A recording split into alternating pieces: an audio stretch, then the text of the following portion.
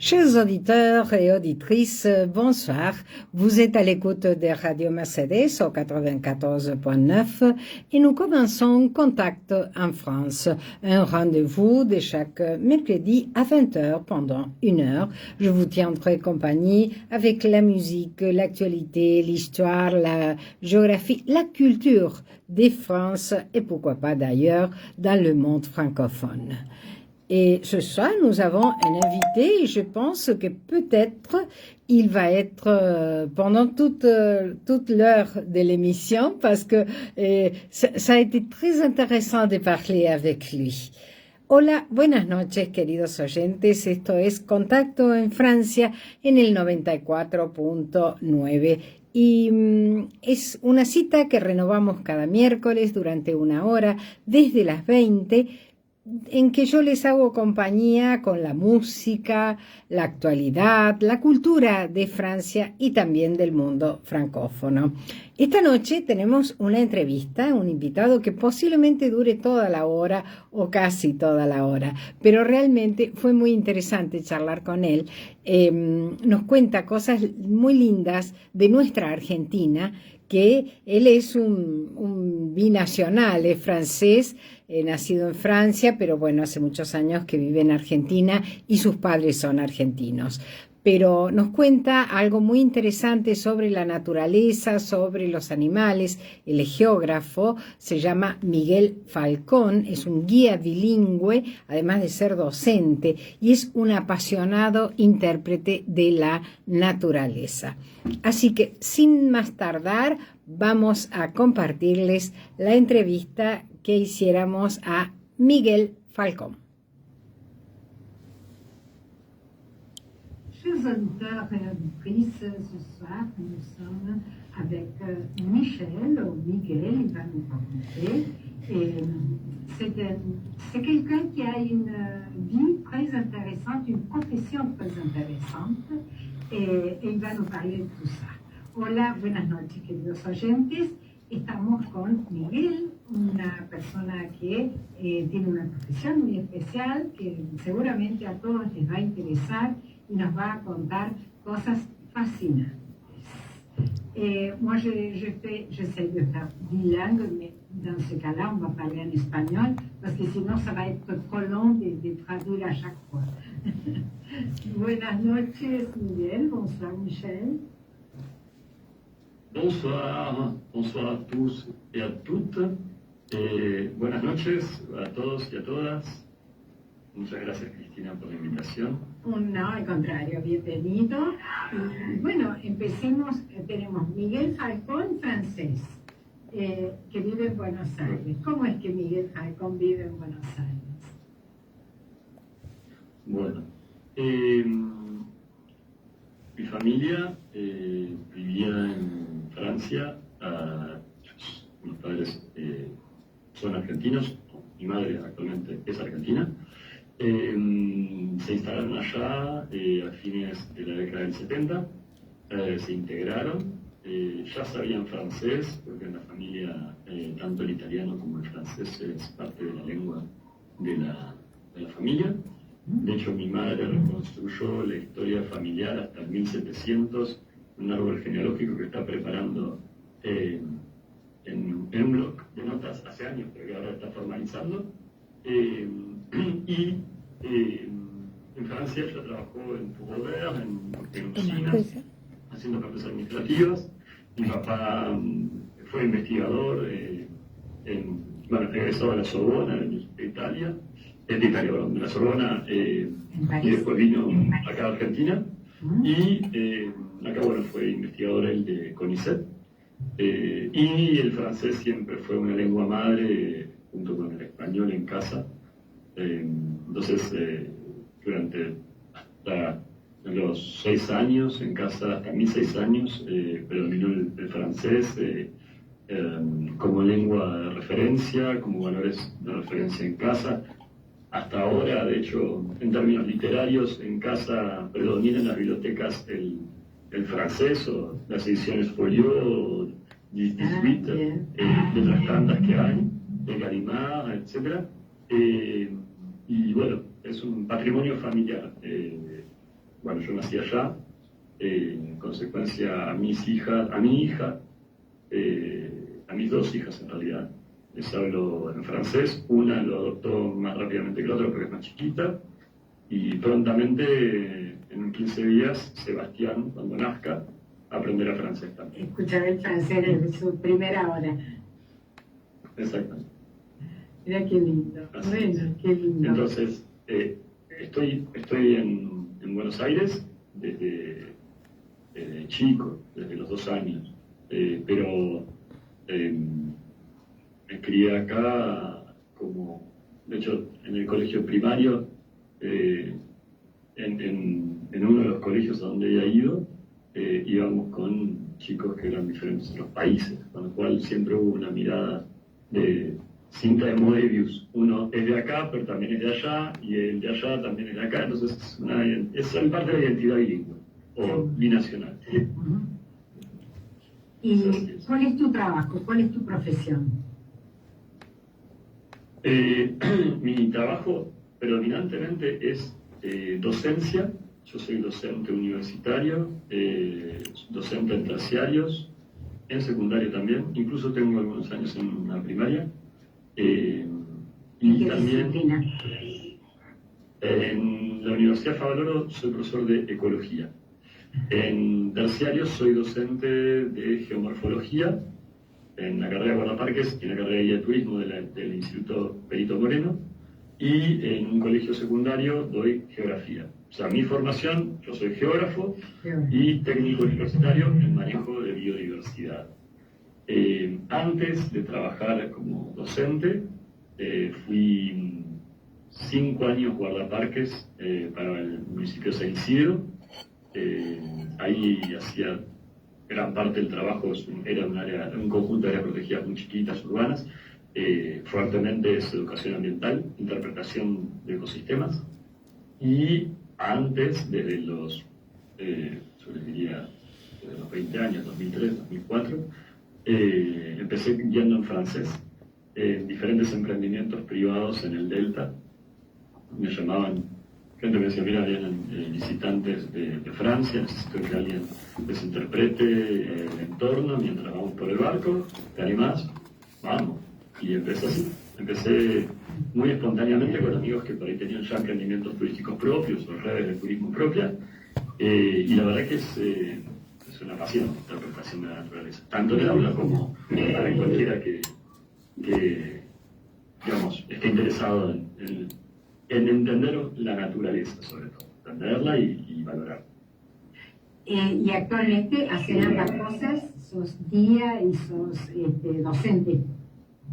Así es, exactamente. Actualmente yo soy guía, intérprete naturalista, y colaboro con empresas francesas que me contactan y me asignan los grupos. Hacemos los institutos en Capital Federal, y también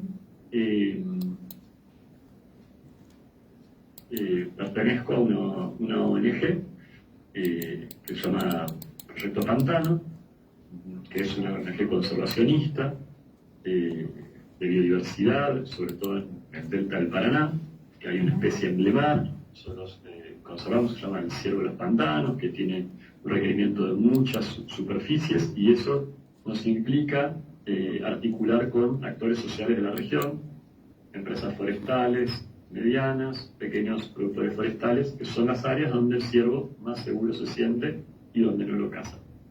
Y con estos productores forestales, sobre todo de un canal que se llama Alep, a la altura de Campana, generamos una cooperativa de turismo sostenible. Entonces, venimos llevando contingentes no muy grandes, porque la idea es turismo educativo. Que no sea invasivo, además, claro. Exactamente, perfecto, exactamente, Cristina.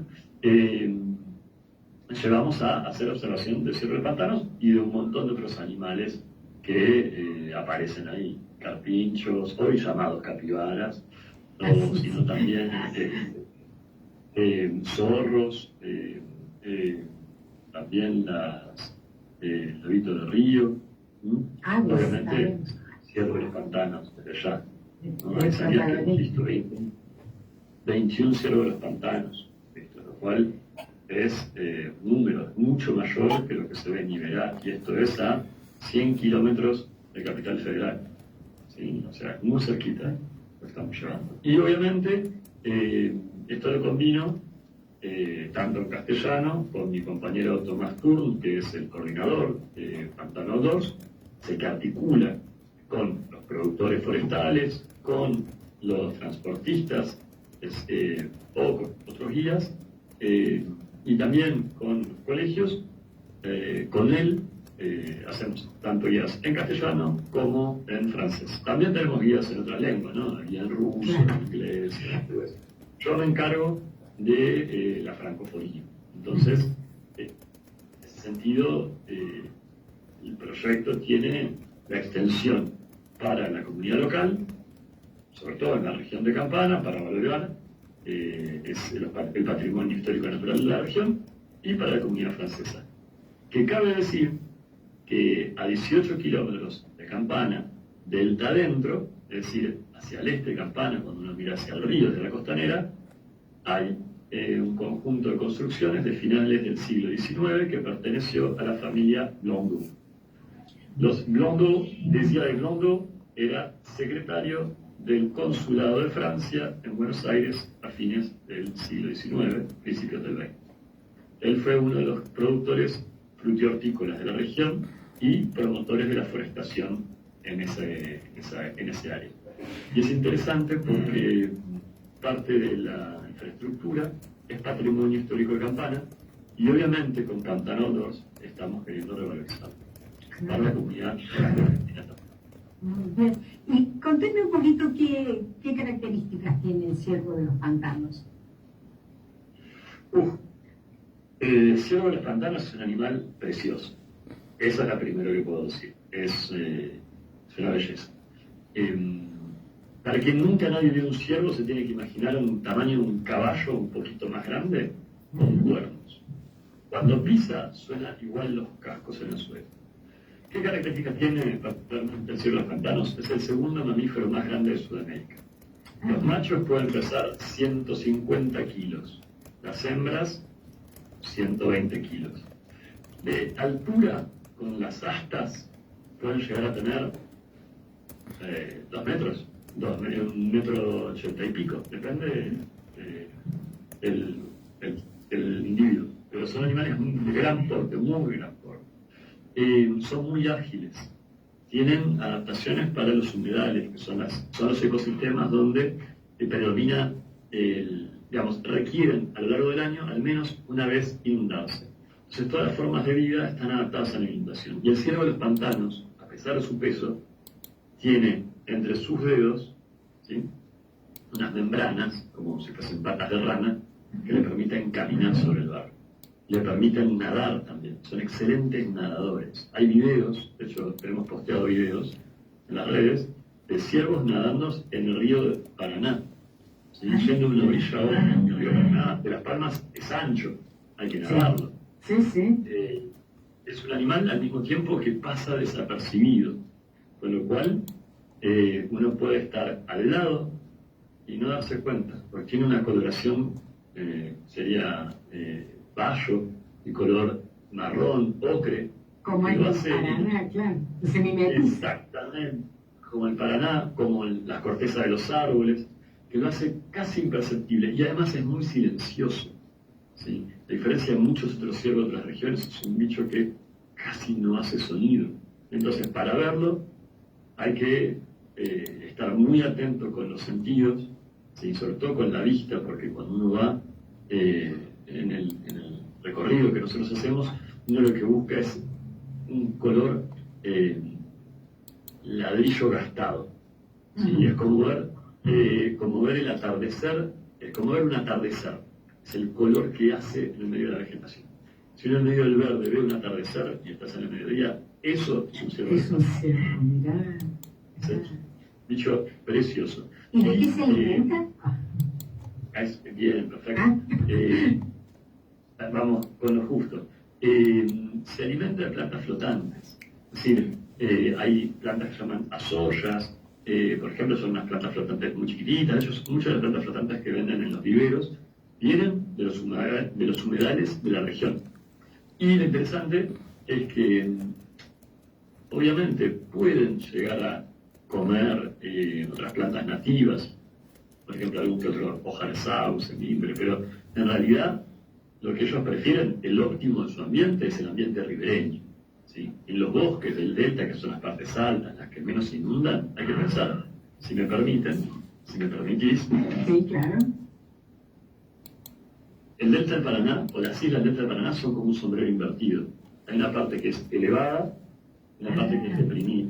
Está el borde y está la depresión en la isla. Entonces, cuando hay inundación, los animales van al borde. ¿Sí? Van todos al borde, la parte más elevada, donde crecen los árboles.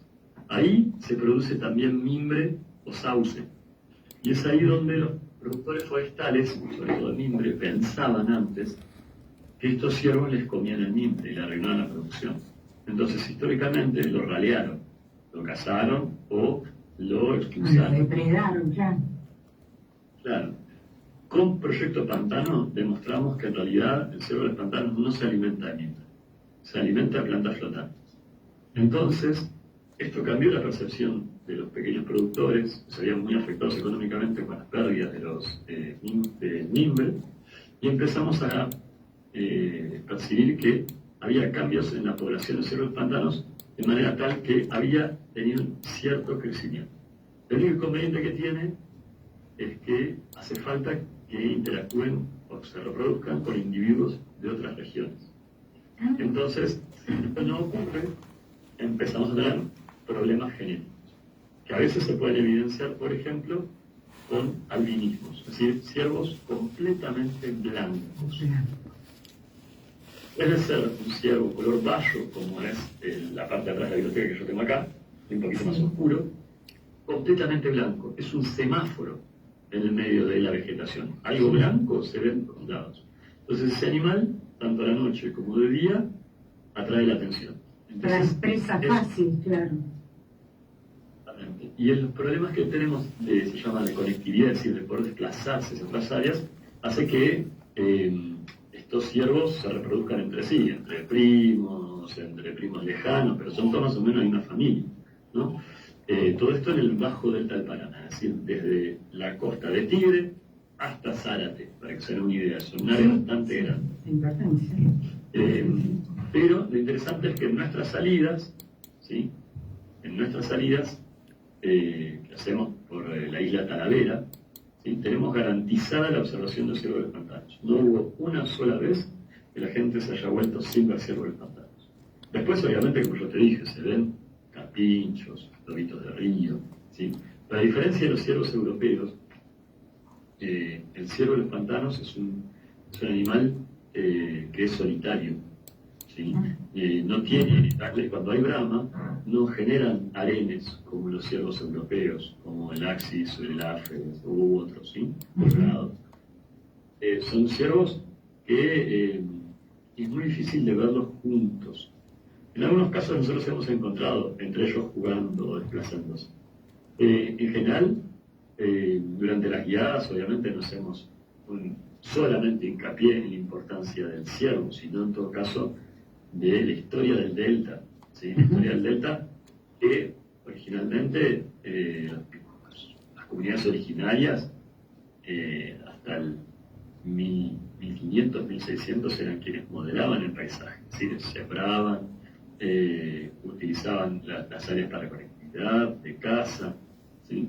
Quienes van a poner a producir el delta en términos, si se quiere, industriales o arraigando la población, van a ser los jesuitas, van a ser los primeros que van a importar, por ejemplo, los cultivos de durazno.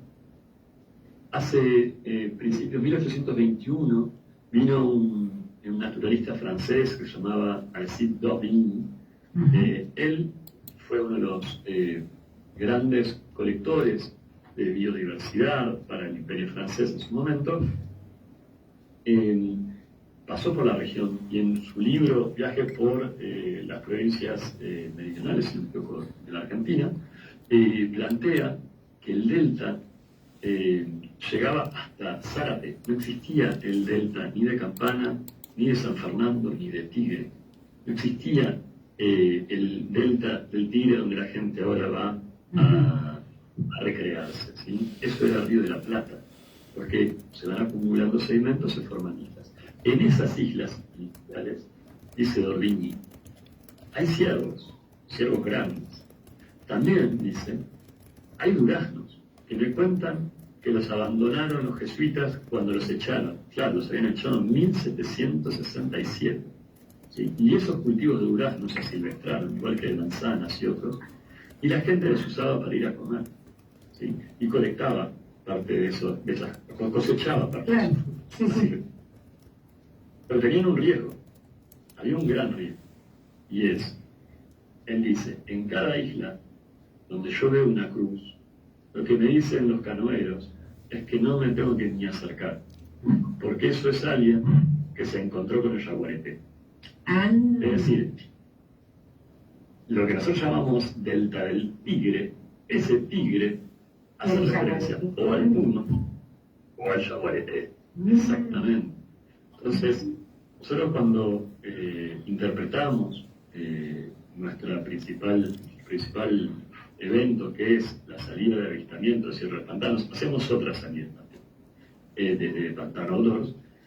Sobre todo, hacemos hincapié en que estamos en el medio de un corredor biológico, es decir, hay como un couloir, es decir, un corredor. Un corredor. Sí, es un corredor que transmite plantas, animales, genes, desde las zonas subtropicales, desde sur de Corrientes, norte de Entre Ríos, sur de Paraguay, incluso hay especies que vienen desde Misiones, y terminan llegando hasta bien cerquita de Buenos Aires. Entonces, estamos en otro dominio, que se llama dominio amazónico, y gran parte de lo que nosotros vemos en nuestras salidas son animales, ¿sí?, que en realidad tienen su origen biológico en otras latitudes, pero el Paraná es un gran corredor que conecta nuestras latitudes con latitudes más al norte, cosa que no pasa en la Pampa, ¿sí?, o no pasa en otras regiones. No hay opción, claro. Es súper interesante. No, vos decías que solo para continuar, digamos, te tienen que aparear con especímenes de otras latitudes. ¿Cómo lo hacen? ¿Vienen? ¿De dónde? Por ahí no exactamente de otras latitudes, con que sean de poblaciones que... No parientes. Digamos, sí, evidentemente deberían ser otras latitudes, sí, digamos, no tienen que ser individuos tan lejanos, ¿no? Lo que pasa es que tiene que haber un intercambio de información genética entre las poblaciones para hacerlas más robustas frente, por ejemplo, a algún tipo de virus que pueda atacar a algún tipo de animal que tenga una cierta predominancia genética frente a otro de la misma especie, siendo la misma especie, ¿no? Cuanto más variable, cuanto más heterogéneo es la carga genética de una población, ¿sí?, más posibilidades hay que si alguna proporción de esa población se ve afectada, la otra siga siendo reproductiva o tenga mayor cantidad de descendencia, tal vez. Entonces, eso garantiza que esas poblaciones puedan sobreviven. Exactamente. Ahora, si de a poco se va homogeneizando, viene un virus o cualquier tipo de otra enfermedad que afecta a todos por igual y que hace mucho menos posible la descendencia, así sobreviva. Y empiezan a aniquilarse, lógico. Exactamente. Entonces, bueno, la idea es aumentar los espacios donde los bichos puedan desplazarse. Esto es, sobre todo las forestaciones donde no cazan. Hay mucho de eso, depredadores humanos. Bueno, nosotros tenemos una posición que tratamos de no juzgar a quienes cazan al ciervo, primero porque son los que saben mucho más que nosotros, que Javier Pereira, que es el responsable del proyecto Proyecto Pantano, ¿sí?, que es investigador con CONICET, que Natalia Fracassi, que es también investigadora del INTA y que es una de las promotoras del desarrollo sostenible en la región. ellos obviamente tienen años de campo, años de teoría, pero trabajan y construyen conocimiento con, por ejemplo, productores forestales, de medianos, grandes empresas también, y también obviamente el poblador que por cuestiones de desarrollo económico o por diversificación de actividad caza. ¿Sí? Entonces, algo que nosotros aprendimos es que no hay que juzgar a quienes cazan. En todo caso, lo que hay que hacer es tratar de que el tamaño de las poblaciones crezca para que aquel que case no afecte el total de la población. Porque en definitiva está funcionando como el yaguareté. Si hubiese yaguaretes, habría diversidad de ciervos. Que contribuya a un equilibrio, no que sea algo que nefasto, claro. Exactamente. ¿Y son amigables así cuando ustedes se acercan o tienen que verlo a mucha distancia? No, el ciervo, o sea, es muy tímido. El ciervo hace algo que es muy interesante, que es como la vaca. Vos la vaca la mirás y si no le gustás, se da vuelta y te empieza a mirar por sobre el hombro. Si come, pero de rato te mira por sobre el hombro. El ciervo es mucho más simpático que la vaca, obviamente, pero es mucho más carismático, ¿sí? Pero tiene esto, ¿no? Vos lo encontrás por ahí un poquito más lejos, a unos 50, entre 20 y 50 metros, pues ya antes ya te huelen, ya te vieron, sobre todo si el viento viene de uno hacia ellos, pero lo que hace este bicho se pone del costado, va comiendo, baja la cabeza, levanta la cabeza, come y te mira. Y obviamente es una forma de decir, si vos te movés un poquito más, yo así como estoy me voy para adelante. Si siempre está dando el primer paso. Sí, cuestión de estar preparado por si tiene que huir entre medio de los árboles o del pasto. Pero va a huir, nunca va a atacar. No, estos animales no atacan. Como el caballo. No, son presa, ¿sí? Salvo que por alguna causa no tenga lugar para huir y no queda otra que comerse De defenderse, claro. Exactamente, pero no hay casos. No hay casos, son animales muy tiernos, son muy dóciles, ¿sí? Son animales, digamos, que son presa, entonces no atacan, se escapan, ¿sí? Eso es posible, que donde pasó no lo ves más, ¿sí?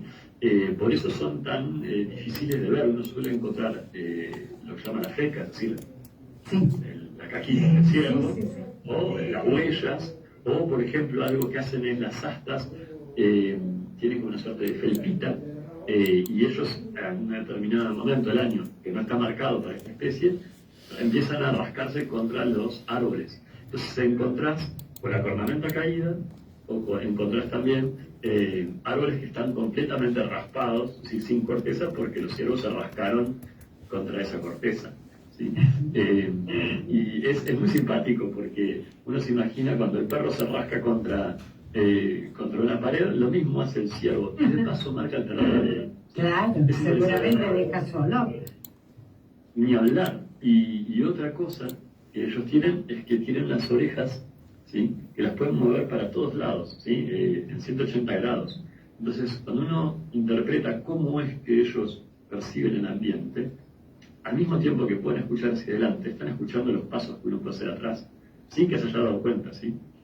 O sea, mueven las orejas independientes, una de otra. Claramente, sí, la mueven independientemente. Sí. Incluso cuando está comiendo está permanentemente atento que no venga un yaguareté a comérselo. No hay yaguareté, ciervo, pero no importa. En su instinto hay un predador, puma, yaguareté, que está disponible para predar sobre él. Entonces, viven en alerta ellos. Su visión no es tan buena, su olfato es excelente. Tienen un olfato que es impecable, ¿sí? Ellos, obviamente, parte de su comunicación no es la emisión vocal que hacen es muy poco gracia, no tiene gracia, ¿sí? No hace la brama europea grandes sonidos, es muy pequeño, no se escucha, es inaudible. Muy discreto, pero la comunicación entre ellos es en este marcaje de olores también que hacen. Entonces uno dice, bueno, pero si andan sueltos individualmente, ¿cómo se conectan? ¿Cómo se comunican? Bueno, se comunican por el olfato, por ejemplo, ¿sí? Marcando el territorio con los pasos. ¿Sí? Hay una representación muy diferente a la nuestra. Nosotros marcamos con la vista, es nuestro principal sentido. El mundo percibido de otra manera lo hace mucho, y poder interpretar eso lo hace mucho más rico. Entonces hay múltiples dimensiones que uno no percibe o percibe, pero no tan fuertemente. Cambia la mirada, claro. Sí, sí, sí. Es exactamente lo que nos interesa en las guiadas, sobre todo, a mí me interesa personalmente en todas las guiadas, incluso acá en Buenos Aires, cuando no es por cuestiones de naturaleza, lo mismo, pero cuando es en áreas protegidas o en áreas de producción que no sean urbanas, nos interesa desde ya también, obviamente, desde Pantano 2, que enriquecer la comprensión del patrimonio natural e histórico del mundo. Por eso, cuando uno comenta lo de los cazadores, suele hacer suele choquear un poco, porque ¿cómo puede ser? No están diciendo si está bien o está mal. No lo jugamos, son actividades, ¿no? Entonces, eso también hace que uno valorice diferente. Que obviamente, el tipo de caza no es lo mismo alguien que va a lucrar con la pieza del animal que alguien que va a comer. Seguro. Sí. Claro, no es una casa industrializada, digamos. Claro. Exactamente, bueno, ahí hay que hacer la diferencia. Entonces, en ese sentido también a nosotros jugamos con esos matices, ¿sí? Una persona que viene en medio del delta, que no tiene los servicios básicos, ¿sí? Que por ahí es pobre estructural, ¿sí? Un ciervo es, frente a tener que hacer 3 horas de lancha para ir a comprar la carne al continente y volver, porque pase la lancha al almacén, es otra forma de vida ya. Sí, bueno, el ciervo, si se te cruza uno, bueno, hay que... Es alimento, claro. Es así, hay que aprovechar. Claro. Eso, bueno, pasa. Es así. Pero bueno, forma parte de nuestro objetivo de interpretación, ¿no? Sobre todo cuando vienen personas de Capital Federal y están acostumbrados en el delta a pensar el delta, o la percepción del delta es la de Tigre, con casas en palafito, con lanchas que van y vienen, y uno ingresa por Isla Talavera, se dan cuenta que la isla parece más el sur entrerriano que otra cosa, ¿sí? Y que además, los productores forestales tienen plantas nativas, pero también tienen plantas industriales, sauce y álamo, y que el animal es un animal silvestre, pero está prefiriendo, sobre todo, ambientes de uso industrial extensivo. Dice, pero ¿cómo puede ser? En realidad debería estar en las áreas protegidas. Sí, pero por cierta particularidad del animal se siente más seguro en lugares donde no lo cazan. Y esto es también enriquecer la visión. Generalmente cuando uno habla de naturaleza se piensa solamente en conservación dentro de áreas protegidas. Y nosotros, con nuestra actividad de guiadas, con nuestra actividad de turismo sostenible, buscamos mostrar, cómo la actividad durable, es decir, que sea amigable con el ambiente, permite también generar valor a través de la biodiversidad. Es decir, pautas de producción forestal que permiten conservar la biodiversidad, también abren posibilidades de trabajo en la rama del turismo. Y hay un montón de personas, el canal Alerm, que están interesadas en poder agregar valor en el tiempo que están esperando que crezcan sus árboles. Es decir, poder ofrecer algún tipo de servicio, ¿sí?, a quien quiera conocer el delta del Frente de Campana. Y eso en parte es lo que hacemos o tratamos de construir desde la cooperativa Pantano Outdoors, que pertenece a el proyecto Pantano.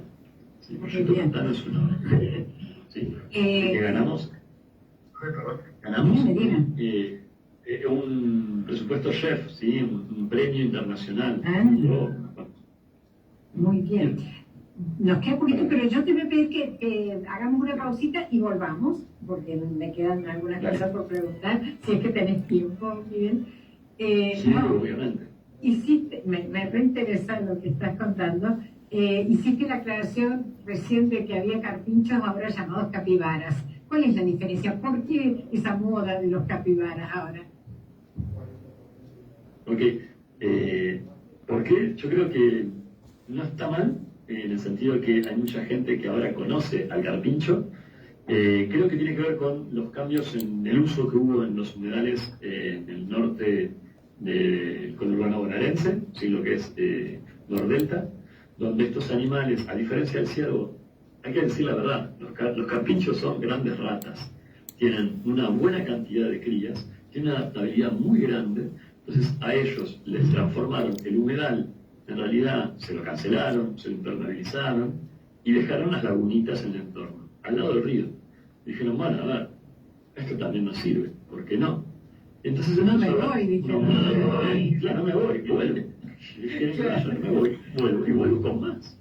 Entonces se lo empezó a registrar como en algún momento, hace unos 2-3 años, hubo como una suerte de boom de invasión de carpinchos, se están invadiendo por todos lados. Bueno, en realidad no es más que se transforma el humedal, no tenían recursos, en consecuencia volvieron a esas áreas que eran del humedal, ¿sí? De áreas inundables, de islas que se transformaron en barrios cerrados, y a partir de ahí hay una suerte de una transformación de la imagen del carpincho a capibara, como es el nombre guaraní, y sobre todo utilizado en inglés, en portugués y en francés.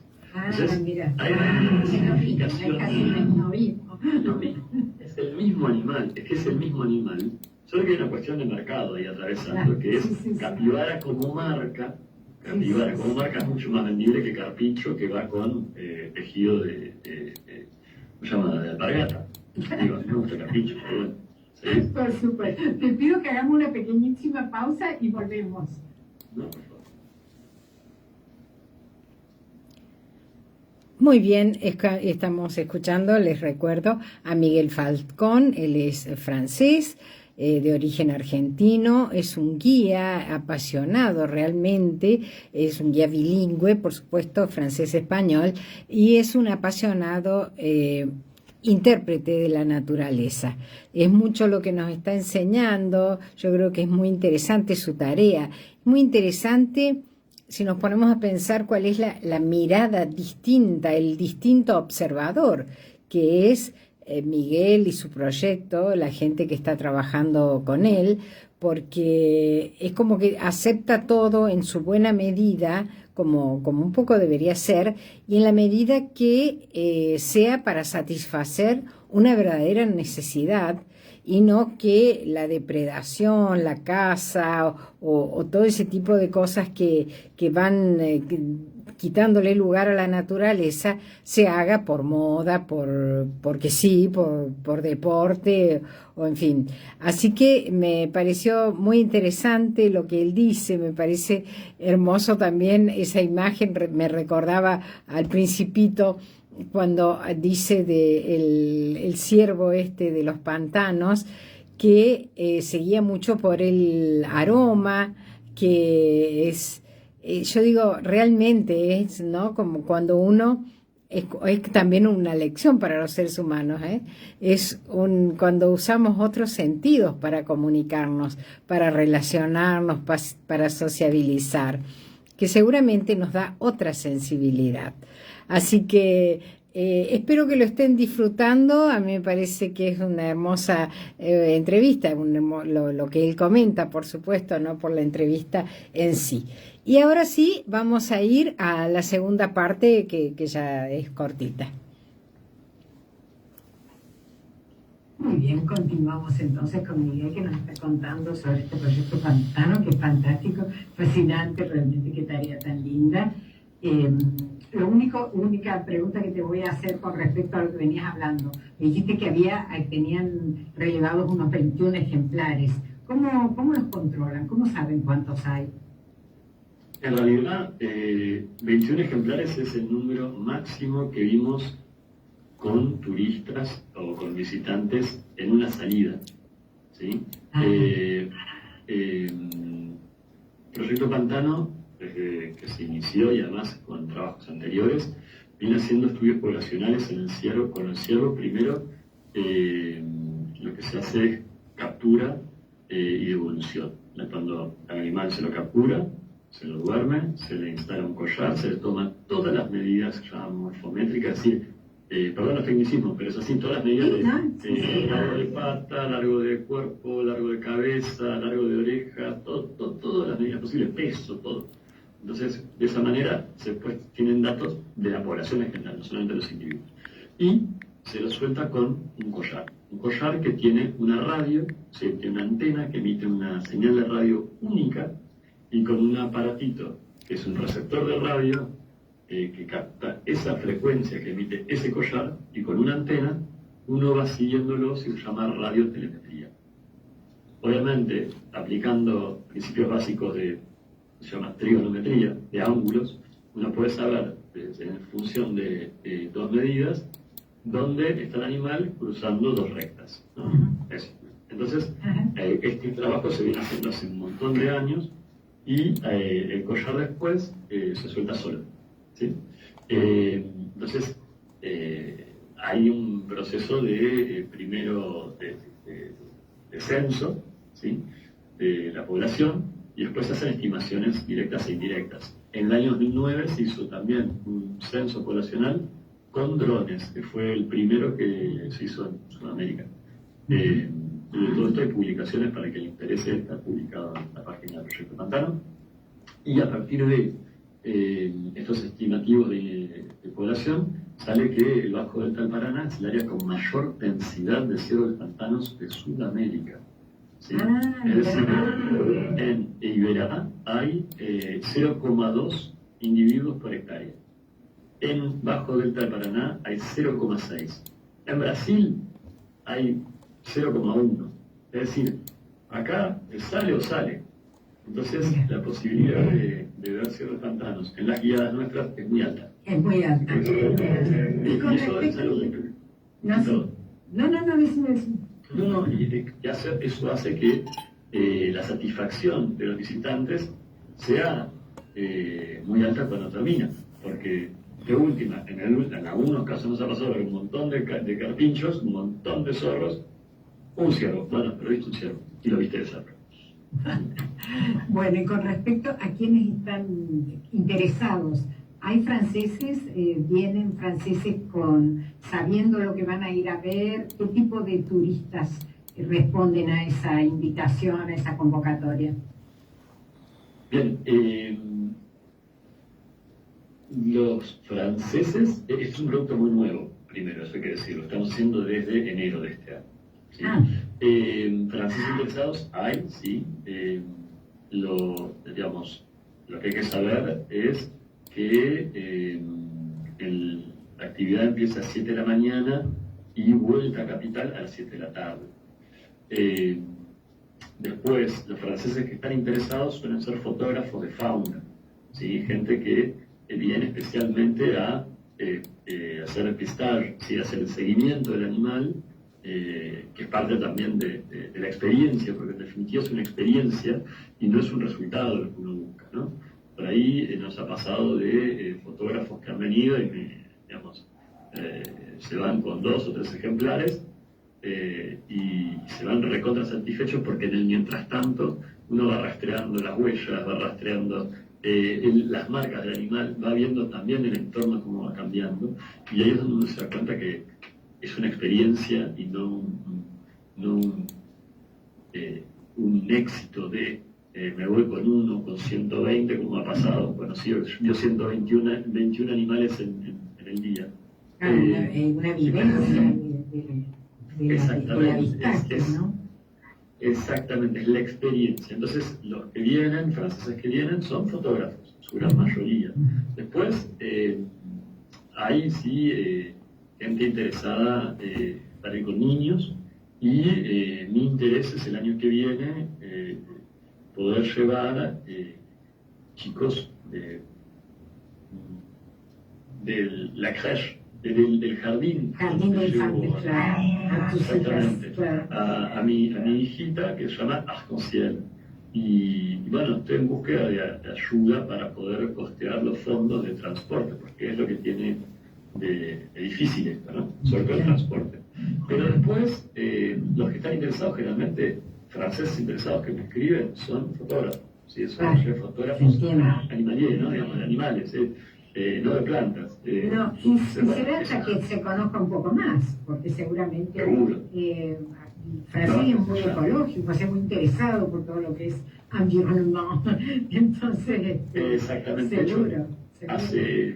En agosto respondió la embajada con la presencia del director del IFA, del Instituto Francés en Argentina, y la agregada de cooperación descentralizada, Madame Laurence Vignolet, que vinieron a la experiencia de avistaje de ciervos. Les apasionó, porque además ellos son gente apasionada, no han contado su infancia, veían ciervos yendo al colegio, sobre todo Monsieur de Petris, y obviamente ellos nos están ayudando con la búsqueda de, de personas interesadas en hacer crecer el proyecto con nosotros, ¿no? Colaboradores. En ese aspecto también nosotros creemos que el año que viene va a ser un año de mucho mayor crecimiento. Este año es impresionante, el trabajo que hicimos, pensando que este producto particularmente, el Pantano 2, la cooperativa y la salida del Delta Profundo al Blondo, o a ver Ciervo de los Pantanos, o otro que estamos empezando a hacer para ir a Parque Nacional Ciervo de los Pantanos, son dos productos nuevos. ¿Sí? Tienen una alta convocatoria. Y en francés, bueno, hace poquito vinieron también y van a venir alumnos del Mermoz y el Adrien Roland, que son los liceos franceses.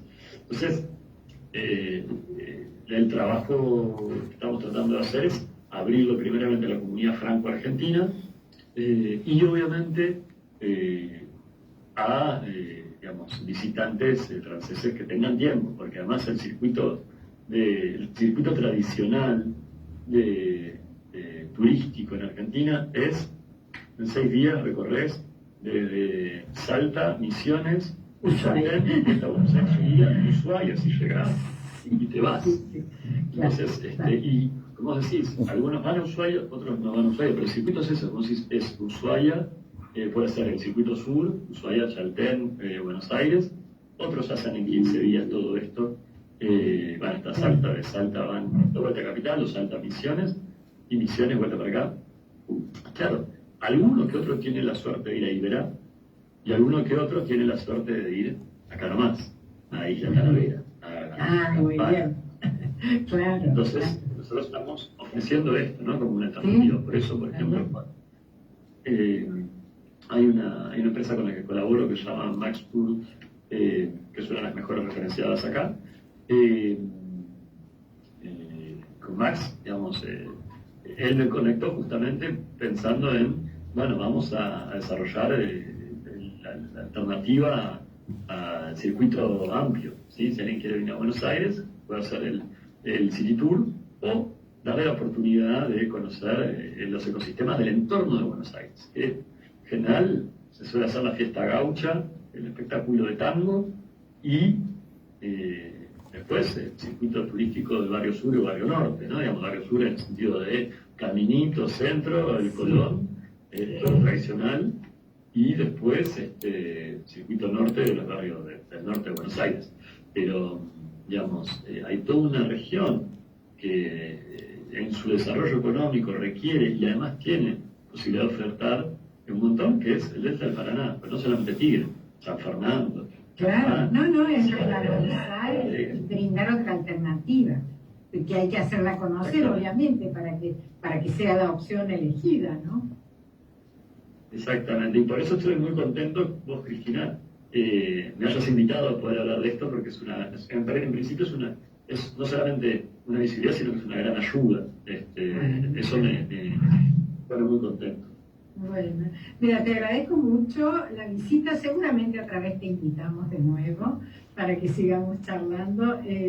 Evidentemente te apasiona este tema y realmente lo transmitís con mucha pasión y nos entusiasmas a todos. Muchos de nuestros oyentes van a consultar. Dime. te puedo agregar una sola cuestión. Ustedes están en Mercedes, ¿no es cierto? En Villa Mercedes. Ahí en Mercedes. Perdón. Villa Mercedes San Luis.